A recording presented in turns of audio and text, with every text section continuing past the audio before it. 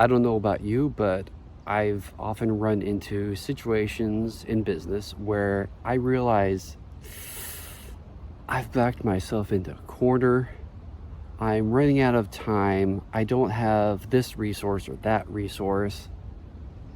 There seems to be a catastrophic failure somewhere in my business strategy, or there is something that's just not aligning no matter what I do.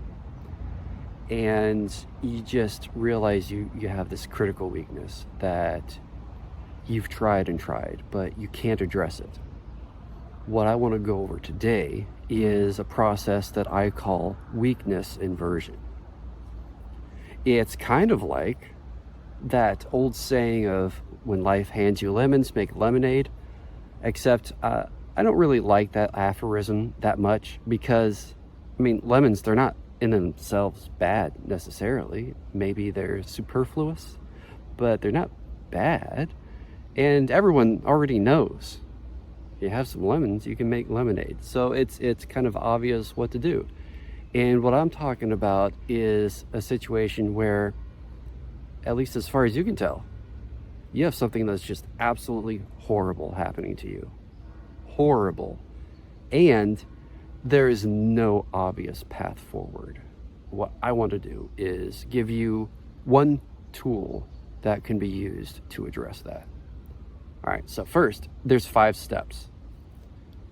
Number 1, be honest with yourself. Number 2, blame yourself. Number 3, get over it.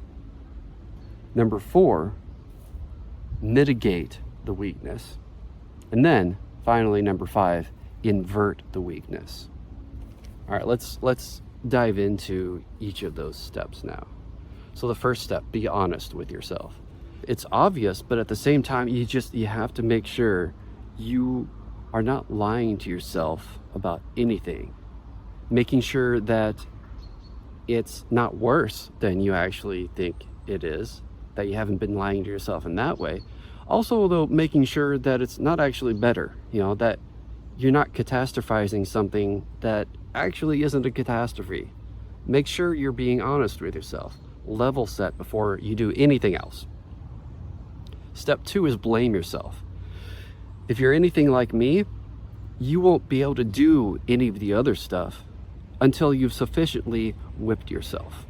So go ahead, play the blame game to the fullest extent. Blame yourself for every little thing you can think of. Do it. Get it over with. You're going to do it eventually over time, no matter what.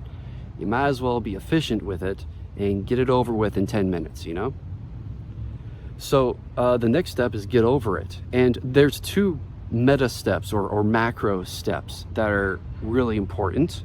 And all of the steps before them lead up to them. This is the first one. Get over it.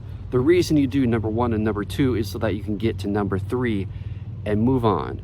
Get past the emotional baggage, get past the double checking and questioning yourself unnecessarily. Cover all of your bases so that you can get past that and move on to coming up with solutions.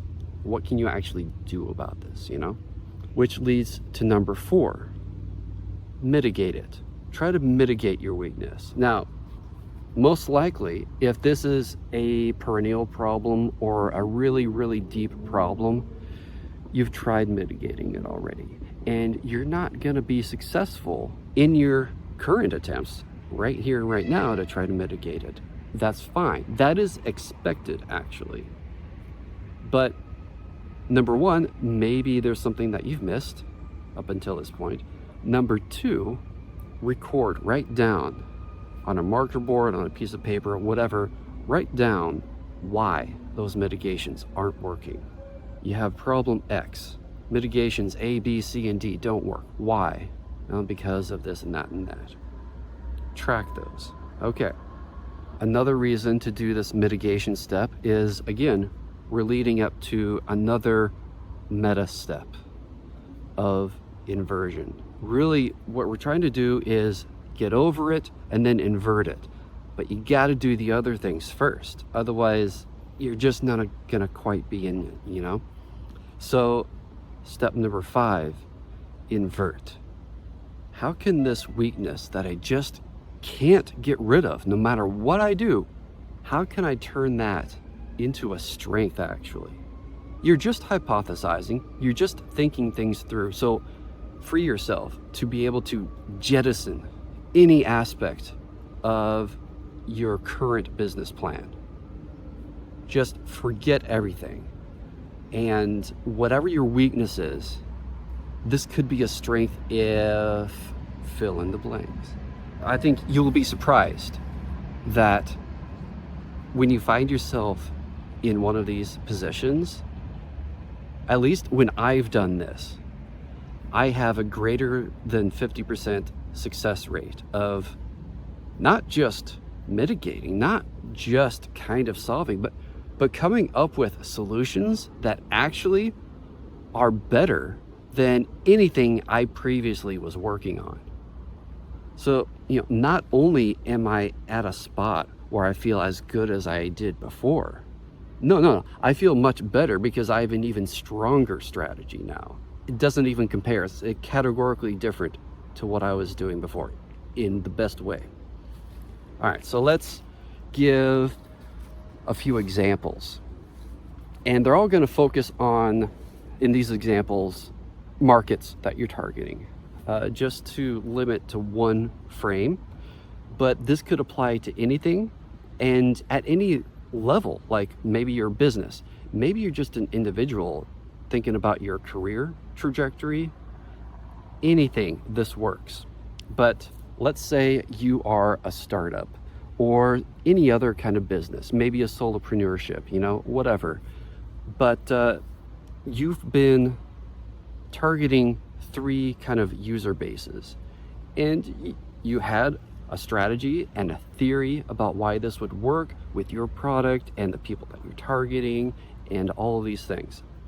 However, it turns out that one of these 3 user bases, no matter what you do, they just don't join.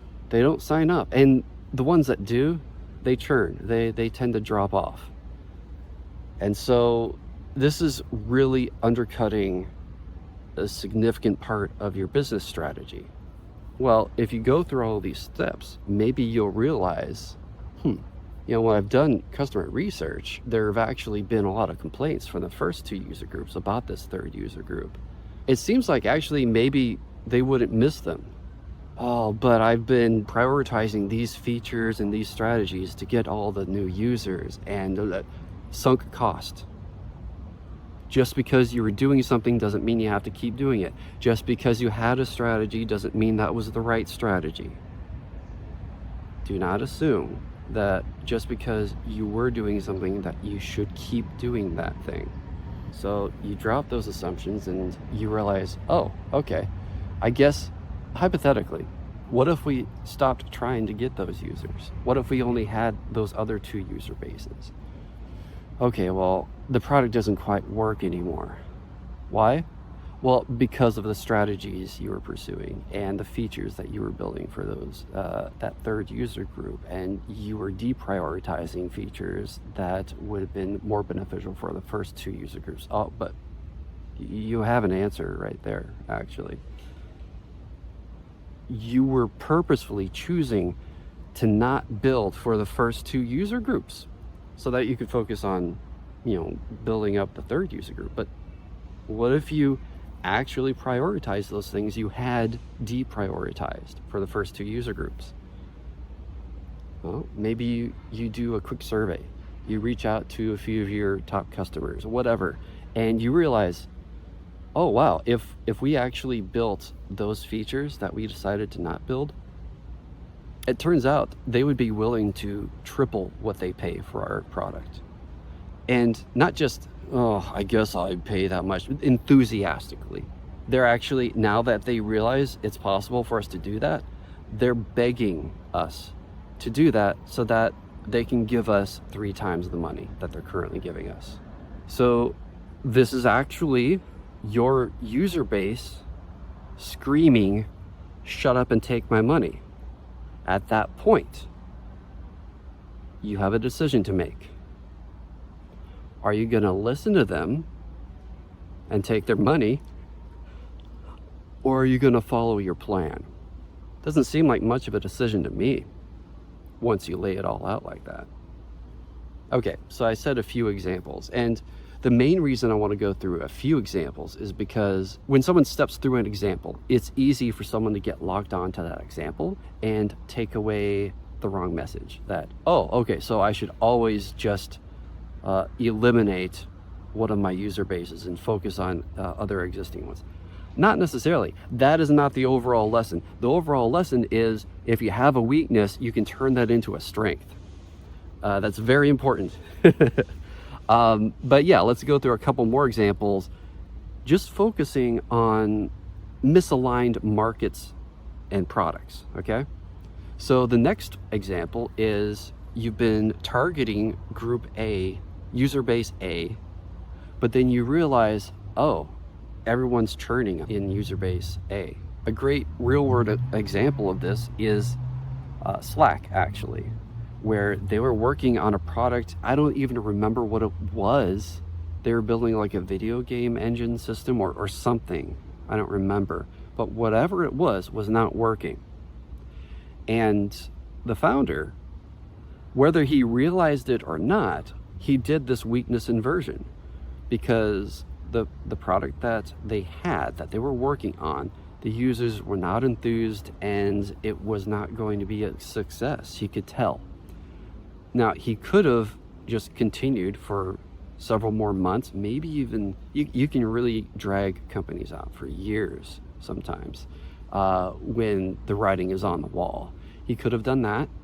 He was about to actually just shutter the company, just give all the investors their money back and everything. But there's a third option, and he realized that something that his team was working on just for communication inside the team was starting to take off inside the team. Of course, everyone loved it. That was the first signal. But then there was also signals he was getting that this could be a product externally, that they could turn into something, a real product for the real world. And so his weakness turned into a strength by changing his focus of who his user base was going to be. So he built a different product technically for a different user base. Weakness inversion. Finally, on a third, this is going to be another hypothetical example. So you're focusing on user base A, okay? And they're just not sticking with the product. They're churning. No one is really using it and enjoying it, even though you had this brilliant plan and strategy where everyone else had failed with this user base. I was gonna succeed because of X, Y, and Z. But you're failing, just like everyone else who had tried before you. Damn. But if you go through the weakness inversion, maybe you'll realize there's this other pesky group B that keeps joining, and they're just kind of muddying the waters. Maybe that's a problem that you initially realized, and you're trying to actually get rid of them because you're focusing on group A. However, during the process of weakness inversion, maybe you realize, oh, there's actually kind of a symbiotic relationship happening here. Instead of discouraging group B from joining, I should be targeting group A and B.